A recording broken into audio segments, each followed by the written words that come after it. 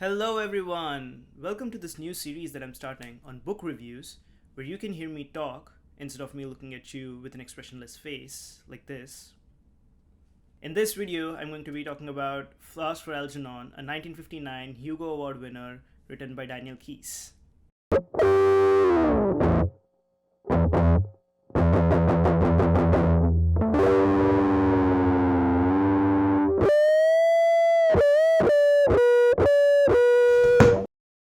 Calling Flowers for Algernon a science fiction novel is putting your expectations off a little bit because it's more of a philosophical, thought provoking journey rather than, your typical science fiction where you can see flying cars and robots and all that cool stuff.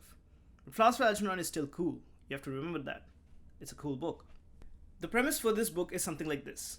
We follow the main character, Charlie Gordon, who is a person with exceptionally low IQ, and all he wants to do is become smart because he thinks becoming smart will make you happy. Charlie goes to the scientific institution who is doing experiments on making people smarter.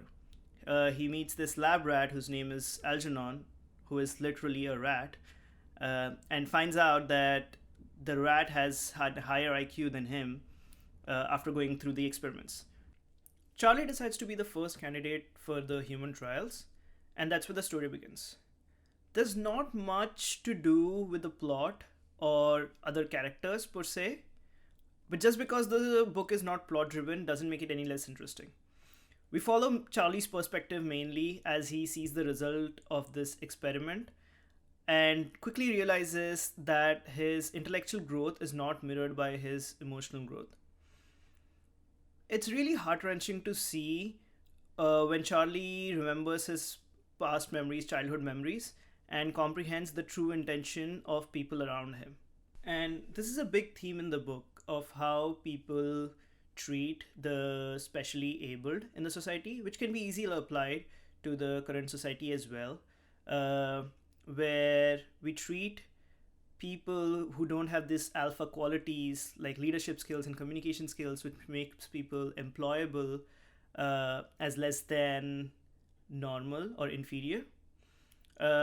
Speaking of themes, another big theme is that just because Charlie had a lower IQ, he keeps saying that that didn't make him an inanimate object, that he still deserved love and affection just like any other human beings, which is something we can all learn from this book.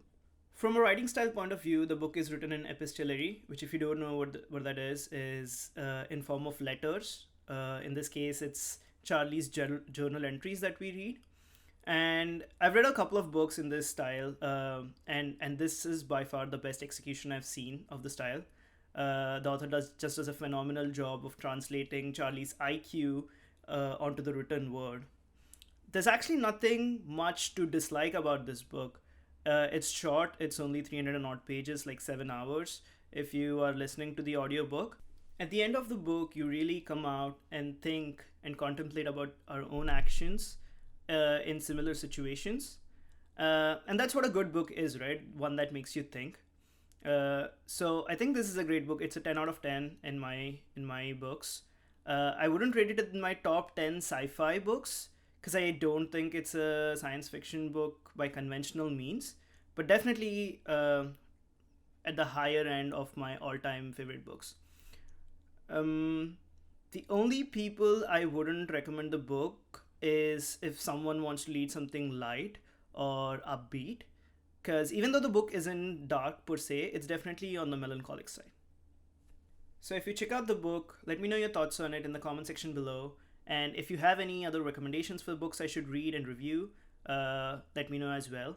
If you like the content and want me to do more videos on this style, do like and subscribe and give me a thumbs up. Thanks.